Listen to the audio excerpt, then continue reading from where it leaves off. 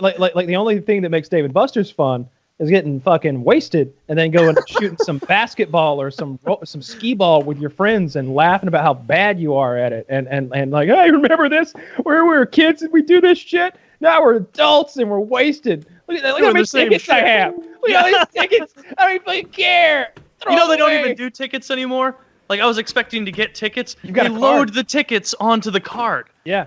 It's more environmentally friendly. Was really not as much fun for me, frankly. I have a Dave and Buster's card somewhere loaded up with like thousands of points because we used to go. Yeah, it was.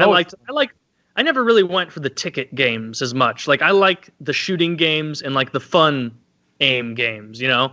Yeah. Like, even at Chuck E. Cheese, I was like that. Like, I'd try and like go. You remember as a kid going into Chuck E. Cheese with like some resolve at a friend's birthday party where it's like, you know what, Taylor, you're 8 now, and it's about time you started earning your keep. So you're gonna get that inflatable shark, and you're gonna need 1,000, 1,200, or 1,500 tickets to do it. And so then like you'd spend the first half hour doing those shitty hit the light when it gets there to win 200 tickets, and then when you're like almost out of coins, you're like, fuck this. Like I can guilt my parents into buying me that.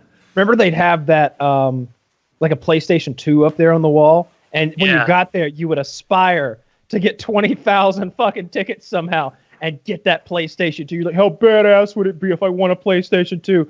And you'd play like $40 worth of quarters, like multiple rolls of quarters, and you'd be like, I got 800 tickets. What does that buy me? And they're like, nothing.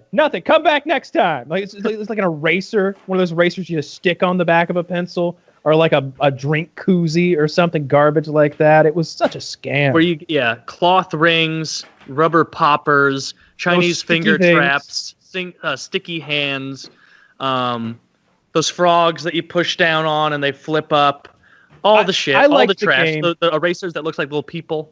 You know the game where you just dunk quarters into it, as many as you want, as fast as you want, and it continually has that like arm that pushes the huge pile of quarters toward the edge, and it never quite makes it. It never quite makes it, but you have to do everything in your power not to fucking shake the shit out of that machine and get that pile of like $100 worth of quarters just rain down, because it'd be satisfying as fuck, and it's money. It's not tickets. It's not gummy bears. It's fucking money in there. If you shake those, an alarm goes off. An alarm goes off. You know how I learned? Because I must have been like 10, and I was in the same thought process, and just shake it. A lot of them tumble down, little alarm goes off, and nobody working there gives a fuck. And so you're fine. The alarm went off on me on the basketball game.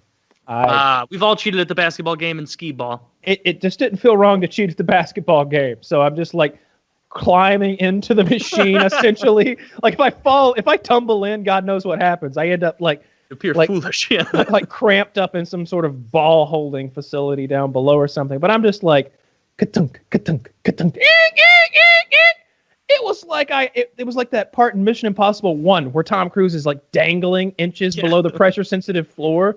It was a ridiculous alarm to safeguard 30 paper tickets. It seemed like overkill. It's to safeguard the $75 of coins in there. No, it was like a laser that you broke when you went too far into the machine, and I was just shooting baskets, it wasn't. Oh, just meaning they're not protecting the tickets. They had to be. They were trying to keep me from getting that high score. They did not want you to get that PS2. That's what it was.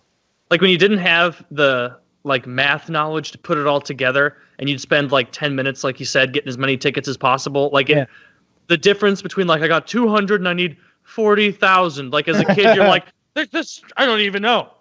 I could play this forever and I'll never get that high. Or you're like, if I did this for every day that my parents will bring me here and pay $70. What was a thing that